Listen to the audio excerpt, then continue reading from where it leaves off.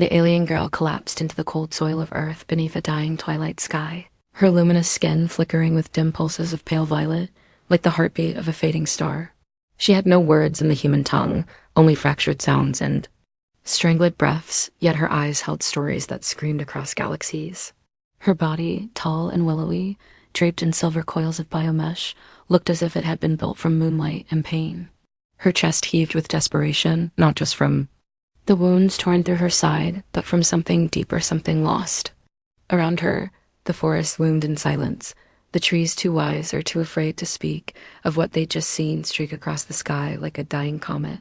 Her ship was nothing, now just twisted wreckage, smoldering with the scent of alien blood and carbon death. The crash had broken more than metal and bone. It had shattered the last tether she had to her people, her purpose. Now she was alone, and the air burned with oxygen too heavy, too loud in her veins not miles away. In the fringe of a quiet rural town, a man named Will Cross had just finished burying his dog. It had been the only soul he'd truly loved since the war. He walked back to his cabin with heavy boots and a heavier heart when he saw the sky bleed fire. It wasn't a meteor. It wasn't a plane. He knew that much. Something in his bones told him it was something else, something not meant for this world. And something inside him stirred, not fear, not wonder, something older. A whisper that said, "Go." He grabbed a flashlight, a coat, and the last of his courage, and he walked toward the forest line, guided by smoke and silence. The crash site was a scene out of a nightmare dreamt by stars. Trees had been scorched into splinters. The ground had been torn like paper. And in the center, between jagged metal and dying lights, was her. She lay still, too still, and for a moment Will thought she was already dead. But then her hand twitched 3. Long fingers tipped with faintly glowing nails, and her eyes opened. They were not human eyes. They held galaxies, nebulae, and grief older than any war he'd known. Will knelt beside her, hand trembling. She flinched, baring teeth not meant for smiles. But she did not strike. She couldn't. She was bleeding. "Out. I'm not going to hurt you," he said softly, unsure if she even understood. You crash-landed." "I saw it. Jesus, you're real." She blinked, and a tear rolled from the corner of one luminous eye. It hissed against the dirt, like acid against stone. She raised one hand, shakily, and pointed to her ribs, where a jagged shard of metal pulsed red with each dying beat of her alien heart. Will didn't think. He acted. The part of him that once pulled soldiers out of burning vehicles in deserts far away came roaring back. He wrapped his coat around her. He pressed against the wound. He muttered prayers he no longer believed. And as her fingers gripped his arm in silent agony, she whispered her first human word. "Why?" He didn't answer. Because he didn't know. Because something in him refused to leave any being alone. In a moment of pain, hours passed. Like years. He carried her back to his cabin, heart pounding, not knowing if she would live, or kill him, or both. He laid her on the only bed he had, cleaned the wound, pulled the shard free. Her blood glowed like spilled moonlight. It burned his hands, but he didn't stop. She screamed, a high-pitched, rattling sound that made the windows tremble, but did not lash out. She let him save her. That night, the stars seemed to hang lower, as if watching, waiting.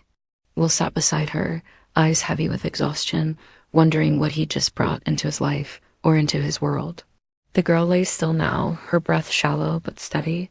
She wasn't from Earth, that much was obvious. But she hadn't come to conquer. She had come crashing down like a child thrown from heaven, a survivor, a refugee. And something about her eyes told Will this was just the beginning. Whatever had hunted her out there, it wasn't finished, outside, deep in the woods. Strange lights pulsed briefly, then vanished. Will didn't sleep that night. He sat on the edge of the creaky chair beside the bed, watching her chest rise and fall in uncertain rhythms, unsure whether she would live or die or change into something monstrous the second he turned away. He wasn't a stranger to fear. Fear had slept beside him during firefights. Fear had walked with him through grief after each funeral, through the days when he didn't speak to anyone but the wind. But this was different. This was the kind of fear that mixed with awe, tangled with empathy. She was something extraordinary, alien in every sense, but wounded and trembling. Fragile in a way that only the broken recognize in each other.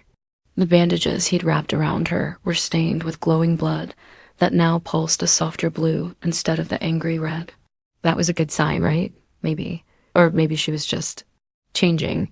When the sun crawled through the dirty windows of the cabin, she stirred. Her limbs moved like branches caught in a wind too slow to be seen. Her eyes fluttered open those star-speckled irises and locked onto him. He didn't flinch, though. His breath caught for a second. She didn't speak, just stared. Will raised, both hands slowly. "Morning," he said, voice hoarse. "You made it through the night." She blinked once. Then again. Her lips moved, shaping words she hadn't been born to make. A rasp, like wind through hollow bone, escaped her throat. "You, not weapon, not soldier, yet help." Will didn't know what to say. The words had weight behind them, like they were dragging lifetimes of distrust and trauma in their wake. He gave her the closest thing to a smile he had left. "I was a soldier, a long time ago. Now I'm just some guy in the woods trying not to lose his mind." She tried to sit up, winced, and fell back against the pillow. Her face tightened in pain, then soft when Will reached for a flask of water and held it to her lips. She drank hesitantly, awkwardly, like someone not used to being offered anything without a price. When she finished, she looked at him. Again. "Name?" "Will. Will Cross. You." She closed her eyes, as if reaching across memory or language for something to give.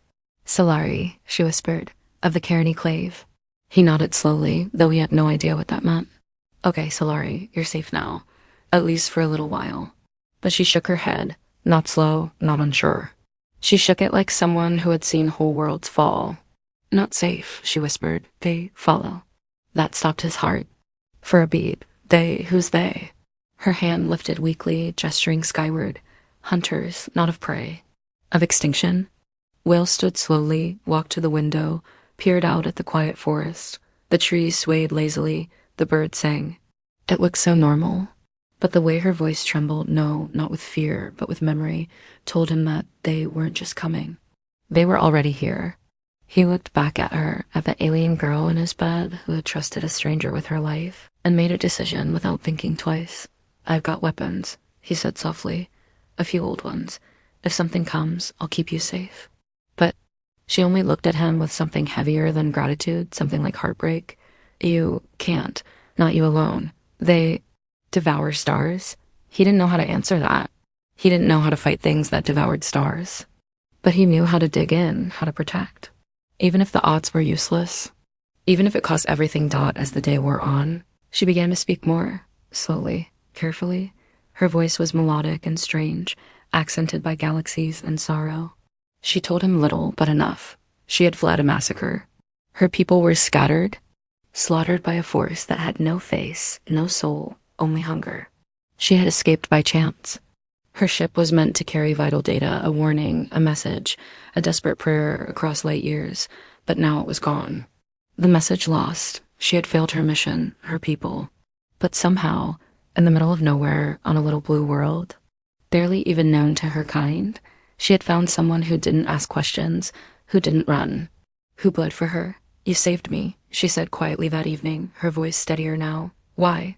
Will leaned back in his chair, staring at the dying fire. He thought about his dog, about the friends he had buried, about the strangers he had once dragged from burning trucks, bleeding and screaming, and the silence that always came after. "Because someone has to," he said simply. "Because if we stop caring, we stop being human."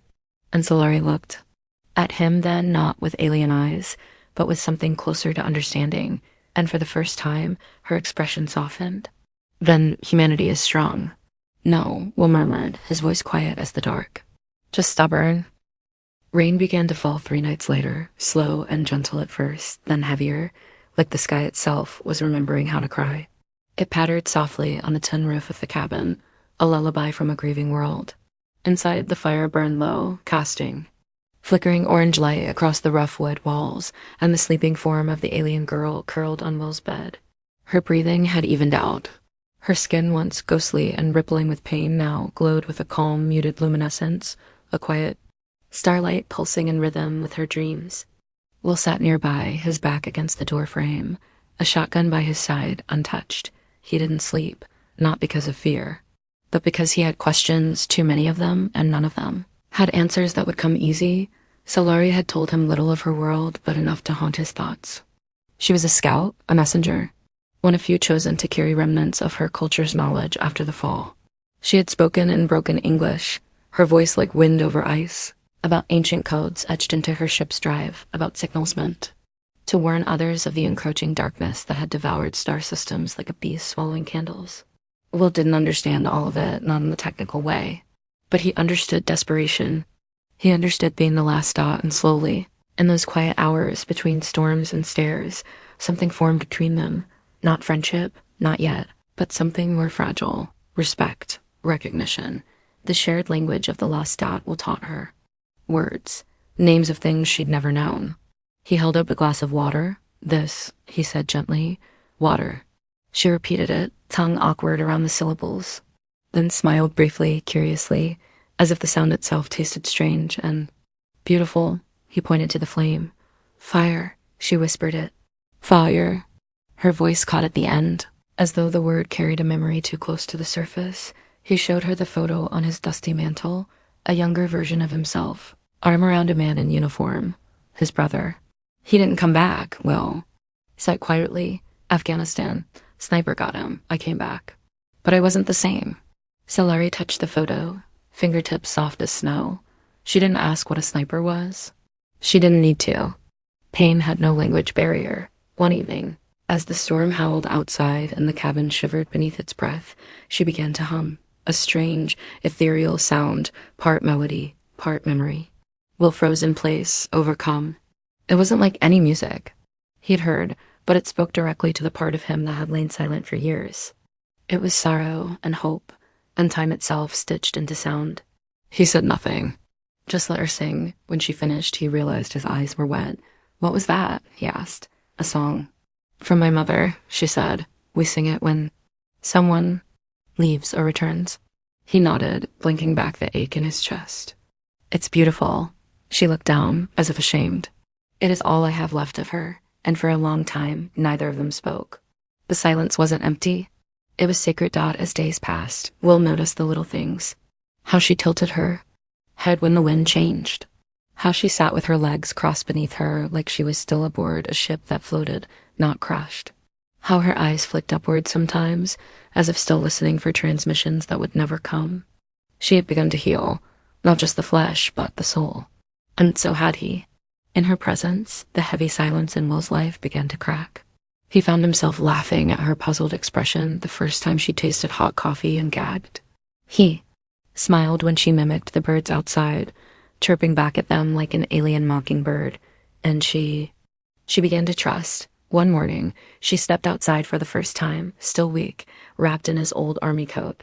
The forest opened before her like a cathedral. The air was wet with pine and promise. She stood there, silent, trembling slightly, eyes closed. Will stood beside her. She opened her eyes and turned to him. Your world, it smells alive. He chuckled. Sometimes it is. Sometimes it tries to kill you. She smiled, just a little. That is how you know it is worth living in. He didn't expect that answer. He didn't expect her, any of this. And yet, he couldn't imagine walking back into that cabin alone now. That night, under a sky filled with unfamiliar stars, they sat by the fire again. She asked him softly, why do you live here alone? Will stared at the flames, because the world didn't make sense anymore. After everything, I thought maybe if I left it behind it wouldn't hurt as much. She nodded slowly. And now? He looked at her, an alien, a refugee, a survivor, and found the words easier than they'd ever been.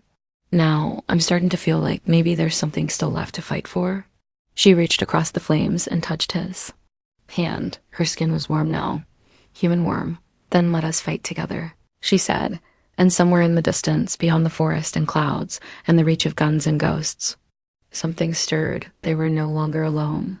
Asterisk, the morning fog rolled in like a ghost whisper, curling through the trees, wrapping the cabin in a shroud of pale silence. Will stood on the porch, coffee steaming in his hand, eyes scanning the forest like a soldier who hadn't truly left the war. Beside him, Solari sat wrapped in the same coat she now claimed as her own, her gaze fixed skyward. The birds were quiet. Too quiet. It was the first sign. The second came in the form of static. A sudden, high-pitched whine burst from the wreckage of her crashed ship where they'd left it hidden beneath tarp and leaves half a mile deep in the woods. Will had rigged a makeshift solar panel to feed its dying battery. thinking maybe, just maybe, it held some piece of her lost message, some code, some beacon that it hadn't spoken in days. Until now, the sound was wrong. Alive, but wrong. Solari bolted upright, her hands trembling. She didn't speak. She didn't have to. Will dropped the mug and ran Dot. By the time they reached the wreckage, the static had grown. A garbled screech layered with digital noise and something else beneath. It's something like breathing. Will grabbed the handheld receiver and stared at the tiny screen where glyphs flickered like fireflies in panic. Solari stared too, pale and rigid. Her voice was low, broken. It is a reply. Will looked at her sharply. From your people? She shook her head. No, from them. The air shifted. Cold sank deeper than the skin, into the marrow. The message wasn't a communication. It was a scan. A pulse sent across the stars to check if a wound still bled. Her ship, even broken, had replied. And the hunters had heard. Solari dropped to her knees, her hand pressed against the warped hull. Her lips moved in her language, a prayer or a curse. Then she looked up at Will, her voice a blade wrapped in velvet. You must leave, now. Burn this place. Run. Will didn't move. His breath frosted in the air, though the morning was warm. Tell me everything, he said. No more fragments. What are we up against? And so, beneath that broken craft under a sky suddenly too wide, Solari told him. She spoke of the void callers, creatures born not of matter but silence, bred in the dark between galaxies. They had no bodies, only vessels, machines built from stolen flesh and corrupted tech. They invaded through signals, frequencies, wormholes born of greed and curiosity. The Caroni had been one of the first races to resist them. They have fought with knowledge, with unity. They have lost. The void callers consumed not just life, but memory, identity, meaning. Entire cultures erased, rewritten in shrieks of binary and dark matter. The warning she carried wasn't just for her people. It was for anyone foolish enough to listen to the stars without knowing what listened back, or listened in silence. The war she described was beyond comprehension, yet her words carried the weight of truth. And in them, he saw the same enemy he'd fought in smaller ways. The kind that crept into your mind, made you forget what you were, why you mattered. He had his own void, its name had been grief, but he hadn't let it win. And neither would. She. So they're coming, he said finally. Solari's eyes glistened. They are already here. Tracing echoes. I broke protocol. Sent no encryption. My fault. My failure. No, Will said sharply. You survived. You made it here. That's not failure. That's defiance. But she shook her head, her voice barely a breath. They know this planet now. This system. They will come. For all of you. And that's when Will understood the cost. This wasn't about saving her anymore. It was about saving Earth. He stood, his old muscles aching with purpose. Then, we warned someone, anyone, government, news, hell, Reddit, I don't care. We scream it loud enough, someone will listen. No one will believe, she said gently. They will think it fiction. By the time they believe, it will be too late. Will clenched his jaw. Then we make them believe. But before either of them could speak another word, the ground beneath their feet trembled. Just slightly, just once, but enough. Trees groaned in the distance. Birds erupted from the canopy like a siren call. Solari stood slowly, her face gone pale again. They have sent a scout. Will grabbed his rifle. Then we greeted. No, she said, reaching for his arm. It won't come with guns. It will come as something familiar. The words chilled him more than the tremor, because he knew then and there that the real weapon wasn't teeth or claws. It was trust. And something out there was already wearing a face they'd recognize. That night, the knock on the cabin door shattered the silence like a bullet through glass. Will stood frozen, rifle in hand, heart punching hard against his ribs. No one came this deep into the woods. No one should have known where he was. The knock came again, 3 slow taps, not aggressive. Not urgent, just patient. Solari stood behind him, eyes wide and shimmering with dread. She whispered something in her language, a name maybe, or a warning. Will didn't ask. He crept to the side window and peeked through the curtain. What he saw made him lower the rifle. On the porch stood a man, tall, broad, clean-shaven, wearing a used army jacket with the same patch Will used to wear. His face was familiar in a way that made Will's stomach turn because it was a face he hadn't seen in over a decade. His brother. Peter Cross, the man who'd been shot through the throat by a sniper in Kandahar. Dead, buried, mourned, and now standing on Will's porch, smiling. "Will," the thing said through the door. "It's me. It's Peter. I'm home." Will didn't open the door. His fingers tightened on the rifle stock until his knuckles went white. Behind him, Solari spoke. "It is not him." "I know," Will said softly. The thing outside knocked. Again. "Will, open the door. I need to talk to you about everything." He didn't know how it knew. His brother. His name, his cabin, but it did. The way it stood, hands visible, tone warm, it was close. Whatever these creatures were, they weren't just hunters. They were infiltrators, puppeteers, and this one wore his greatest wound like a costume. "Buried you," Will whispered toward the door, voice trembling with fury and confusion. "You were gone. You died." Outside, the thing let silence fall. Then it answered soft, almost pleading. "You don't have to be alone anymore." Will felt the crack in his chest widen. That voice. That voice. It was Peter's, down to the tiny rasp on the L's. The same voice that used to calm him during desert firestorms. The voice that once promised they'd both make it home. Will shook his head. "You're not him. He died so I could be alone. So I could live." The creature's tone shifted barely. A twitch of sharpness beneath the sorrow. "She is using you," it said.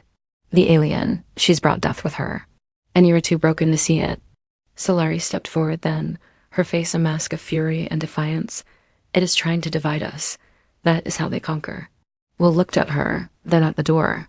And then, with shaking fingers, he fired once through the wall. A single deafening shot. Silence fell. When he opened the door, the thing was gone. No body, no blood. Just footprints burned into the wood like shadows left behind by fire. Later, Solari sat across from him, her face pale. "You resisted," she said quietly. "That is rare. Many do not." Will stared into the fire. "That was my brother." Or something pretending. But for a second, I wanted it to be true. I wanted to believe. Solari looked down. "They feed on that. On hope twisted into doubt." He turned to her, voice low. "You said they trace echoes. That you brought them here." "I did," she said. "But not by intent. And I will leave. I will draw them away." Will slammed his mug on the table. "No," she blinked, startled. "You don't run alone. Not anymore. We finish this, together. But if I stay, then they'll come." He interrupted. "And when they do, we make our stand." She looked at him as though seeing something new. "You would die for this?" Will leaned back. "No, I'd live for it. And if dying is part of that, then yeah."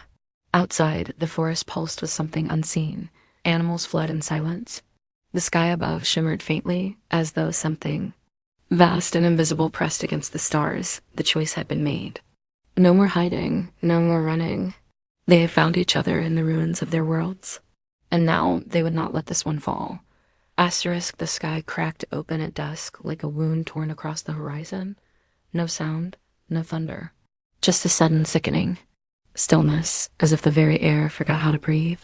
Clouds parted unnaturally, spiraling outward like the eye of a storm that had learned to think. From the forest's edge, a light bled and a pulsing, grayish shimmer that wasn't made of photons but of thought, pressure, malice. Will stood on the porch with his rifle slung low, eyes narrowed, breath steady despite the pounding in his chest.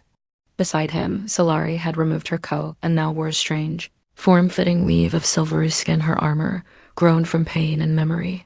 She clutched the remnants of a broken device salvaged from her ship, now repurposed into something she called a beacon disruptor. They had one shot, one chance. The creatures weren't here to fight with teeth. They were here to hollow out everything human from the inside out. They're not like animals, she had warned. They don't break in, they invite themselves. Now, the forest moved with something not quite real. Shadows flickered with no source. A low-frequency hum threaded through the trees, vibrating bones, clouding thought. Will clenched his jaw, trying to keep his head clear. The first one appeared just beyond the clearing, a girl, no older than 16, dressed in flannel, barefoot. Her face twisted in sorrow, lips quivering. "Help me," she whispered, voice warbling like an old tape. "Please, they're hurting me." Solari's hand tightened on Will's sleeve. Don't look in her eyes, but Will already had. And what he saw wasn't human. Behind the eyes was a darkness so vast it had gravity. He looked away, raised his rifle, but didn't fire. The thing didn't advance. It just stood there, watching, its illusion flickering now and then to reveal metallic joints and a twitching jaw split with a second. Mouth beneath Dot, then came the others, one by one they spilled from the trees, wearing stolen faces. A man with his mother's smile. A woman who looked like Will's first love. A child who whispered, "Daddy?" The creatures had torn through Will's memories like thieves ransacking a home for anything sacred. Solari activated the beacon disruptor. A high-pitched scream split the clearing inaudible, but unbearable. The illusion stuttered. Some screamed. One collapsed into a heap of blackened cables and twitching limbs. The air cracked like glass, breaking inside a dream. But it wasn't enough. Dot, the largest of them, stepped forward. A construct 10 feet tall, vaguely humanoid, armored in glistening shards that pulsed with stolen starlight. Its face was a blank plate, but when it opened its mouth, Will heard his own voice. "You will not survive," it said. Will stepped forward. "We already did." And then the world erupted. The disruptor let out one final burst before shattering in Solari's hands. The creatures surged forward, abandoning their illusions, limbs morphing into tools of war scythes, tendrils, spines, laced with red fire. Will opened fire. Each shot was a prayer screamed into oblivion. He didn't aim to win, just to hold the line. Beside him, Solari drew a blade of light from her wristband and met the first of the things in close combat. Her strike surgical, filled with quiet fury. Will took a hit, a deep slash along his ribs, but stayed standing. Blood soaked his shirt, his vision blurred. Another shot. Another enemy down. But they kept coming. Then Solari screamed, not in pain. In grief. The large construct had seized her, lifting her into the air, its claws digging into her shoulders. Tendrils slithering toward her temples to extract memory, to drain what was left of her identity. Will didn't hesitate. He dropped the rifle, snatched a flare from his belt, and charged. "Let her go," he roared, jamming the burning flare directly into the creature's open maw. Fire and light exploded from within. It staggered, screeched, then threw Solari aside like a rag. Will tackled it, fists met steel. His bones screamed. He didn't care. He struck again and again until sparks and gore splattered the grass. The thing hissed, reaching, and then Solari was there, wounded but alive, her blade piercing its core from behind. The creature convulsed, shrieked, and fell. Silence. Fell. Only 3 of them remained. The others had scattered, illusions broken, patterns disrupted. The battle was over, but not the war. Will collapsed to his knees, coughing blood, the grass beneath him slick and smoking. Solari knelt beside him, pressing her hands to his wound. Her touch was light, her voice shaking. "You were not supposed to save me," she whispered. "You were not supposed to care." He coughed a laugh. "Welcome to Earth." The forest was quiet again, too quiet. Not the comforting hush of wind through trees or the gentle rustle of creatures at peace, but the silence that comes after something irreversible. Smoke drifted upward in tired spirals from the clearing, clinging to the broken trees, the scorched ground, the body's twisted metal, burning circuits, lifeless imitations of once-living memories. The sky above had closed once more, hiding its wounds behind clouds that glowed faintly red as dawn approached. Will lay on his back, breath shallow, blood soaking through his shirt, one arm draped across his chest as if to hold his soul in. Solari sat beside him, eyes wet, her hands trembling as she pressed a soft cloth to the worst of his wounds. The light had faded from her skin. She looked almost human now, almost hollow. He stared up at the sky, blinking slowly. "Did we win?" Solari didn't answer for a moment. Then she whispered, "We survived. That is not always the same." A ghost of a smile tugged at the corner of his lips. Good enough for now. They had done it, not alone, not unharmed. But they had stood against something ancient, something that didn't understand empathy or sacrifice, and they had endured. The scout was dead. The connection severed for now. But Solari had made it clear. This was not the end. Others would come. Perhaps not tomorrow. Perhaps not for years. But Earth was no longer hidden. It had been marked. And the price of that mark would echo across the stars. Solari looked at him then, her voice soft, weighted with something deeper than sadness. "You risked everything, for me, for a stranger." Will closed his eyes, breath catching. "You weren't a stranger anymore." She bowed her head. "I came to warn, to deliver truth. But I stayed, because you reminded me what that truth was worth." He tried to sit up, but winced. She helped him, her hands steady despite the shaking. Their eyes met. There was no need for a grand speech, no dramatic farewell, just the weight of everything they'd endured sitting in the silence between them. I must go, she said at last, voice like a leaf falling on still water. They will keep looking for me. For the signal. If I stay, Earth will remain a target. Will nodded, jaw tight.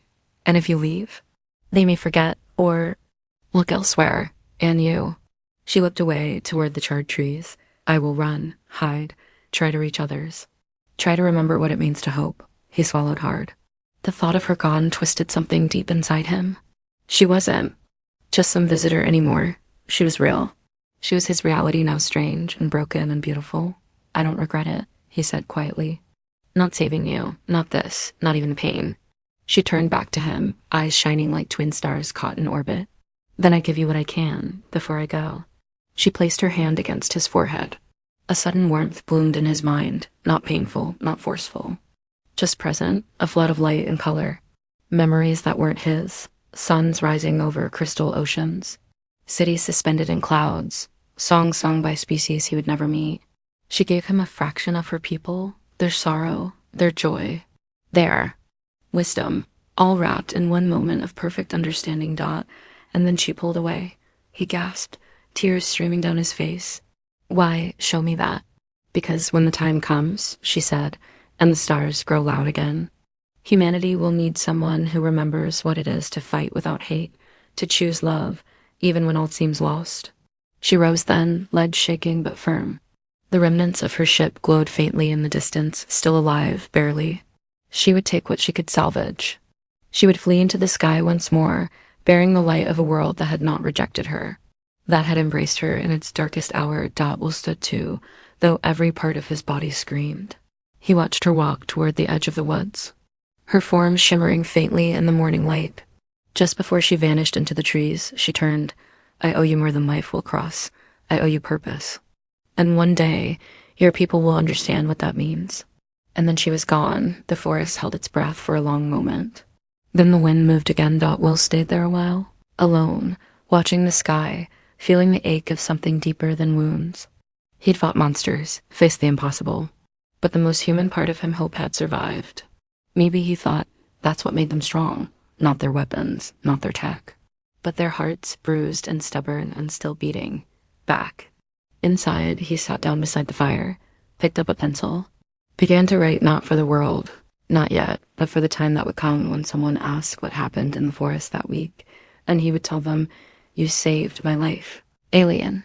Girl. And in return, I remembered what it meant to be human.